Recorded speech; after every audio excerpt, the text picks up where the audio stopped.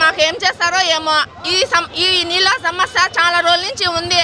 మేము కలెక్టర్ ఆఫీస్కి వెళ్ళాము, సర్పంచ్కి కంప్లైంట్ చేసినాము. వాళ్ళే చేతులు ఎత్తేసినారు. మాకు చిన్న పిల్లలు ఉన్నారు, నీళ్లు లేక చాలా ఇబ్బంది పడుతున్నారు.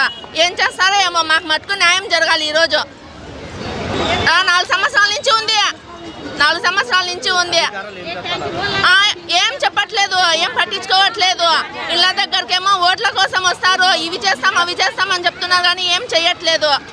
సర్పంచ్కి కంప్లైంట్ చేసినాము, సర్పంచ్ ఏం చెప్పట్లేదు. ఇప్పటికే 2 సార్లు 3 సార్లు పోయినాం కలెక్టర్ ఆఫీస్కి. సర్పంచ్ ఇంటికాడికి పోయేసి కంప్లైంట్ చేసినాము, ఏం చెప్పట్లేదు. మాకేదో ఒకటి చేసి న్యాయం చేయాలి సార్.